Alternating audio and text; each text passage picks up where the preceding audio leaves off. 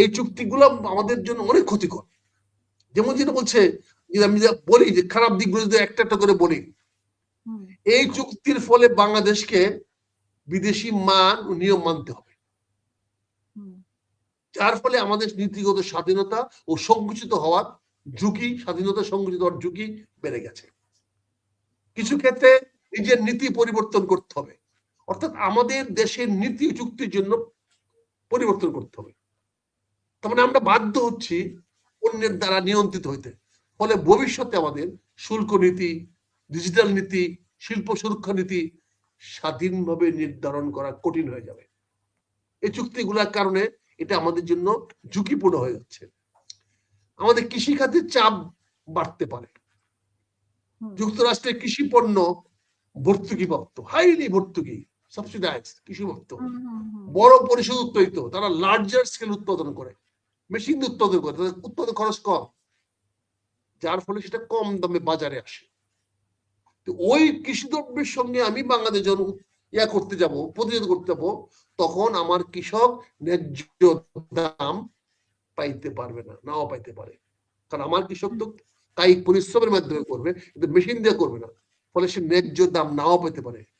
ক্ষুদ্র কৃষক তার বাজার হারাইতে পারে। যেমন আগে চানাচুর আমরা ছোট কটেজ ইন্ডাস্ট্রিতে করতাম, মুড়ি ভাজে বেচতাম। এখন বাংলাদেশে প্রাণ আরএফএল স্কয়ার তারা মুড়ি ভাজে, চানাচুর ভাজে। আমাদের আগে মেয়েরা মশলা বাটতো, এখন তারা বড় বড় কোম্পানিগুলো মশলা বিক্রি করে বেচে। ফলে আমরা এটা কর্মবিমুখ হয়ে গেছে, ক্ষুদ্র লোকগুলো কর্ম হারিয়ে ফেলেছে। এই শিল্পায়ন হওয়ার জন্য মশলা শিল্পায়ন হয়ে গেছে। এখন মশলা প্যাকেট কিনে নিয়ে আসেন আপনারা, এখন তো মশলা বাটেন না, মুড়ি এখন মেশিন থেকে চলে আসে, মুড়ি তো ঘরে ভাজে না, চানাচুর একই অবস্থা। ফলে শিল্পের কাছে এই মানুষগুলো কর্ম হারিয়ে ফেলেছে, যার ফলে দেখা যাচ্ছে যে আমাদের দুধ উৎপাদন, আমাদের ভুট্টা উৎপাদন, সয়াবিন উৎপাদন, খাদ্য প্রক্রিয়াজাত খাত বড় প্রতিযোগিতার মধ্যে পড়বে। পাশাপাশি ছোট মাঝারি শিল্প এসএমই যে আছে, এসএমইটা দুর্বল হতে পারে। বাংলাদেশে অনেক ছোট ছোট শিল্প আছে, সীমিত মূলধনে চলে, প্রযুক্তিগতভাবে পিছিয়ে, প্রযুক্তি ব্যবহার করতে পারে না। ফলে তাদের এখন বিদেশি পণ্যের সঙ্গে প্রতিযোগিতার যেতে উৎপাদন খরচ বাড়বে, বাজার হারানোর ঝুঁকি তৈরি হবে, এমনকি অনেক প্রতিষ্ঠান বন্ধ হয়ে যেতে পারে।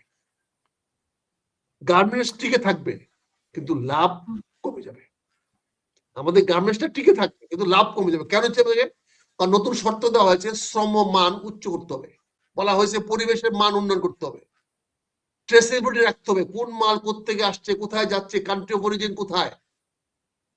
ফলে কি হচ্ছে? এই সমস্ত কারণে ছোট্ট কারখানার লাভ কমে যাবে। এই সমস্ত কারণে বড় কোম্পানিগুলো টিকে থাকবে, শিল্পে বৈষম্য বাড়বে।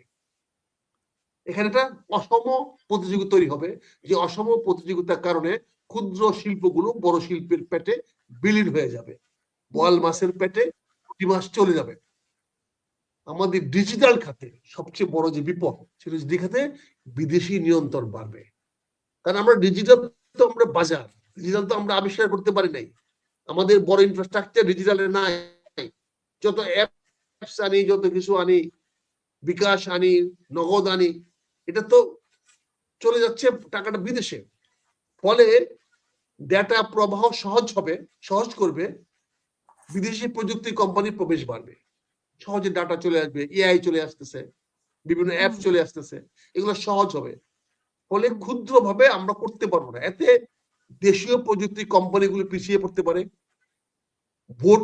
ডেটা নিয়ন্ত্রণ দুর্বল হতে পারে, কারণ ডেটা তো ওরা কন্ট্রোল করবে। ভবিষ্যতে ডিজিটাল কর আরোপ কঠিন হতে পারে, যেহেতু বড় কোম্পানিগুলো এখানে আসবে, তো ডিজিটাল উপরে কর আরোপ করতে পারবেন না, কারণ কর আরোপ করতে গেলে ওরা তো পাওয়ারফুল। আপনি কি মনে করেন যে গুগলের উপরে কর ধার্য করলেই, বাংলাদেশ সরকার গুগলের উপরে কর ধার্য করলেই এটা দিবে? গ্রামীণ ফোন ট্যাক্স দেয় না, গ্রামীণ ফোন হাজার হাজার কোটি টাকা ট্যাক্স দেয় না, শুল্ক ফাঁকি দেয়। কেন ফাঁকি দেয়? কারণ গ্রামীণ ফোনের সিও বাংলাদেশের প্রধান উপদেষ্টা হয়, ফলে তারা রাষ্ট্রকে শুকায় ফেলায়। এখন কিন্তু বড় বড় মাল্টিনেশনাল কোম্পানিগুলো যদি এখানে আইসা, তাদের মতো কর চাপাতে পারবে না। আমরা যেটা নিয়ে এই চুক্তির ফলে বাংলাদেশ ইতিমধ্যে গার্মেন্টস নির্ভর হয়ে গেছে, যুক্তরাষ্ট্র ইউরোপ নির্ভর হয়ে গেছে। এই চুক্তির ফলে নতুন খাত তৈরি নাও হতে পারে, তাহলে নির্ভরতা আরো বাড়বে। নতুন খাত তৈরি না হলে এই গার্মেন্টস উপরে, ইউরোপের উপরে আমাদের কি বলে নির্ভরশীলতা বৃদ্ধি হবে। আমাদের সামনে যেটা সবচেয়ে বড় আমরা যেটা চিন্তা করি, যেটা বড় যে এই পর্যন্ত আপনি যতগুলো বলেছেন বাংলাদেশের পক্ষে কি কোনটা, বরং বাংলাদেশে চেপে ধরার জন্য যা কিছু দরকার এই চুক্তির মধ্যে সব আসতেছি। আমরা সবচেয়ে বড় যে ঝুঁকিটা আমরা মনে করি, সেই ঝুঁকিটা হইল রাজনৈতিক চাপের সম্ভাবনা বাড়বে। এই চুক্তির ফলে আমাদের সবচেয়ে যে বিপজ্জনক জায়গাটা, সেটা হচ্ছে অর্থনৈতিক সম্পর্ক যত গভীর হবে তত রাজনৈতিক চাপের সম্ভাবনা বাড়বে। কারণ মানি উইল ডিসাইড, নীতি কি হবে, অর্থ নির্ধারণ করে দিবে দেশের নীতি কি হবে।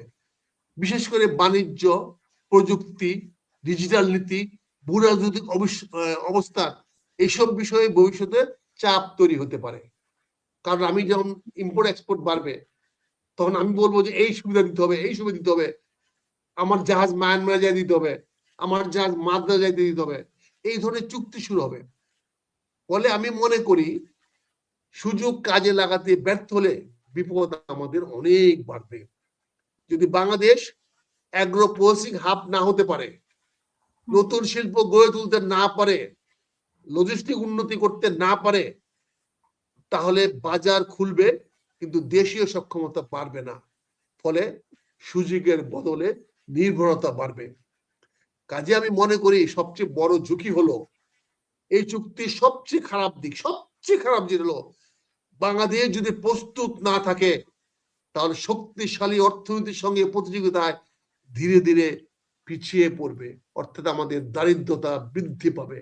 এই চুক্তির ফলে আমাদের মানুষের দারিদ্রতা বৃদ্ধি পাবে, এইটাই আমাদের সবচেয়ে বড় ঝুঁকি। তবে হ্যাঁ, সব খারাপের মধ্যে যে কিছু ভালো নাই, আমাকে যদি 2 মিনিট সময় দেন, আমি তার কিছু ভালো দিকটা আমি আলোচনা করতে চাই, একটা ব্যালেন্স করার জন্য। মনে হবে যে আমি চুক্তিটা একদম পুরা করছি। আমি মনে করি এই চুক্তির মধ্যে 2-1টা ভালো পয়েন্ট আছে।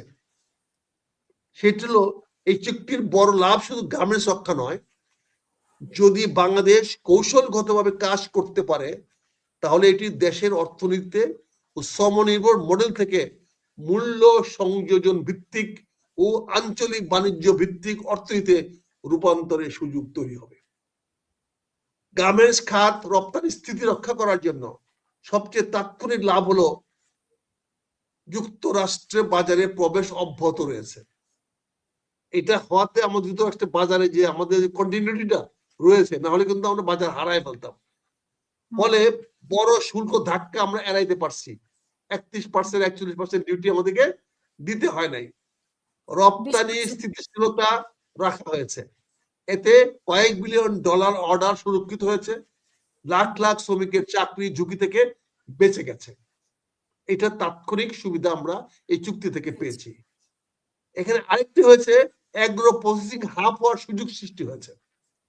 এর সবচেয়ে বড় ও সবচেয়ে অবহেলিত সুযোগ হলো বাংলাদেশ যুক্তরাষ্ট্র থেকে গম, ভুট্টা, সয়াবিন আনতে পারবে, দেশে প্রক্রিয়াজাত করতে পারবে, অতঃপর চীন, জাপান, সিঙ্গাপুর, কোরিয়া, দক্ষিণ কোরিয়ার মতো বাজারে রপ্তানি করতে পারবে। এর ফলে নতুন শিল্প তৈরি হবে, খাদ্য প্রক্রিয়াজাত রপ্তানি থাকবে, বাড়বে, মূল্য সংযোজন হবে। পাশাপাশি শ্রম নির্ভর অর্থনীতি থেকে ভ্যালু এডেড মূল্য সংযোজন ভিত্তিক অর্থনীতি রূপান্তরিত করা যাবে। আমরা এখন লেবার ওরিয়েন্টেড, আমাদের কোয়ালিটি প্রোডাক্ট নাই, কিন্তু কোয়ালিটি প্রোডাক্টের তৈরি করা একটা বাজার তৈরি হচ্ছে। ফলে কম খরচে শ্রমনির্ভর উৎপাদন পরিচিতি, কিন্তু এই চুক্তির সুযোগ কাজে লাগাতে পারলে একই কাঁচামাল থেকে বেশি আয় করা সম্ভব। প্রসেসিং, প্যাকেজিং এবং ব্র্যান্ডিং বাড়বে, এতে সস্তা শ্রম থেকে উচ্চ মূল্য সংযোজন অর্থনীতিতে প্রবেশ করার সুযোগ হবে। আমি এখানে আরেকটি কথা বলতে চাই, আঞ্চলিক বাণিজ্য উৎপাদন কেন্দ্র হওয়ার সম্ভাবনা বাংলাদেশের অবস্থান, আমরা বঙ্গোপসাগরের পাশে, ফলে আমাদের দক্ষিণ পূর্ব এশিয়ার সংযোগ স্থল আমাদের সঙ্গে সংযুক্ত। এর ফলে চট্টগ্রাম, পায়রা বন্দর, বন্দর ব্যবহার ব্যাপকতর হতে পারবে। বাংলাদেশ একটি রিজিওনাল ট্রেড হাব হিসাবে দাঁড়ায় যেতে পারবে। আমাদের পরিবহন মানে মোট কথা কিছু সুবিধা আছে যেগুলো আমরা সুযোগ টু ওয়ে, আমেরিকাতে গার্মেন্টস নিয়ে যাবে, আমেরিকাতে আবার সয়াবিন, ভুট্টা এগুলোকে নিয়ে আসবে। তাতে আমার টু ওয়ে যদি আমার ট্রাফিক হয়, আমার খরচ কমে যাবে এবং একই জাহাজে কাঁচামাল আসবে, প্রস্তুত পণ্য যাবে, ফলে ফ্রেট কস্ট কমবে, সময় কমবে, ব্যবসায়ীদের আসতে হবে, বিদেশি বিনিয়োগ বাড়ার সম্ভাবনা আছে। এই চুক্তি আন্তর্জাতিক বাজারে একটি বার্তা দেয় বাংলাদেশ স্থিতিশীল এবং বাণিজ্যের জন্য প্রস্তুত। এর ফলে agro processing, textile, logistic, technology খাতে নতুন বিনিয়োগ আসতে পারে। এটা সুযোগ সৃষ্টি হয়েছে। প্রযুক্তি দক্ষতা উন্নয়ন, যুক্তরাষ্ট্র ভিত্তিক কোম্পানির সঙ্গে কাজ বাড়লে নতুন প্রযুক্তি আসবে, উৎপাদন দক্ষতা বাড়বে, স্কিল ওয়ার্কফোর্স তৈরি হবে। দীর্ঘমেয়াদে এটি শিল্পায়নকে ত্বরান্বিত করতে পারে। সবচেয়ে বড় কথা হলো টেক্সটাইল ও শিল্প ভিত্তিক শক্তিশালী হওয়ার সুযোগ তৈরি হয়েছে। তুলা আমদানি, সুতা উৎপাদন, কাপড় তৈরি, আমার মনে হয় তৈরি পোশাক রপ্তানি। আখতারুজ্জামান ভাই, তৈরি আসতে এক মিনিট, ফলে পুরো চেইনটা আমি নিয়ন্ত্রণ করতে পারবো। আমি তুলা আনবো, সুতা তৈরি করবো, সেই সুতা কাপড় তৈরি করবো, আবার এই কাপড়টা আমি আমেরিকাতে রপ্তানি করবো পোশাক মধ্যে। এর ফলে আমদানি নির্ভর কমবে, স্থানীয় শিল্প শক্তিশালী হবে, বৈদেশিক মুদ্রা আয় বাড়ার সুযোগ হবে, প্রসেসিং থেকে আয় বাড়বে, ম্যানুফ্যাকচারিং থেকে আয় বাড়বে, টেকনোলজি এক্সপোর্ট হবে। তাহলে নতুন বৈদেশিক মুদ্রার উৎস তৈরি হবে। তারপরে কথা হলো সাপ্লাই চেইন ডাইভার্সিফিকেশন হবে, যার ফলে লাভ হবে চায়না প্লাস ওয়ান যে স্ট্র্যাটেজি আজকে সারা বিশ্ব নিচ্ছে, চায়না প্লাস ওয়ান স্ট্র্যাটেজি, অর্থাৎ চায়নার বাইরে আরেকটি রাষ্ট্র আমরা বাংলাদেশ সেই সুযোগটা নিতে পারবো। চীনের বাইরে বাংলাদেশ তৈরি হতে পারবে, তাতে কম খরচে বড় শ্রমশক্তি, কৌশলগত অবস্থা কাজে লাগিয়ে সাপ্লাই চেইন হাব হতে পারে। সবচেয়ে বড় সম্ভাবনা, মূল কথা হলো, সবচেয়ে বড় লাভ হলো বাংলাদেশ চাইলে নিজেকে শুধু গার্মেন্টস নির্ভর দেশ থেকে একটি আঞ্চলিক উৎপাদন প্রক্রিয়াজাতকরণ বাণিজ্য কেন্দ্রে রূপান্তর করতে পারবে।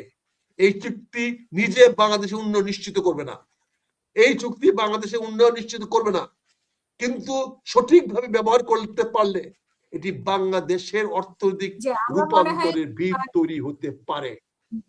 আক্তার ভাই, আমার মনে হয় যে অনেকেই বুঝেছে এখানে মানে কিছু ফাঁক ফোকর আছে আর কি, এটা করলে এটা করতে পারবে না, এটা করলে এটা করতে পারবে না, কিন্তু বাংলাদেশে যে কোনো চুক্তি তো গুড সাইড থাকবে। আপনি শুধু ব্যাড সাইডটা খুঁজবেন তাহলে হবে না।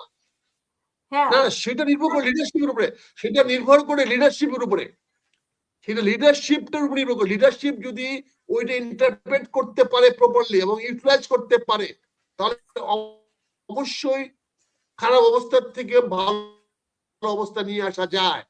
আমি সেই কথাটা বলতে চেষ্টা করছি। এই চুক্তিটাকে আমি পুরো নেগেটিভ দেখি না, এই নেগেটিভের মধ্যে আমার প্রত্যাশা আছে, আমার সুযোগ আছে, সেটা আমাকে সদ্ব্যবহার করার মতো আমার বুদ্ধিমত্তা, পারদর্শিতা, সক্ষমতা থাকতো। এটা না হলে যে কোনো ভালো চুক্তিও এর থেকে বেনিফিট আমি পাবো না।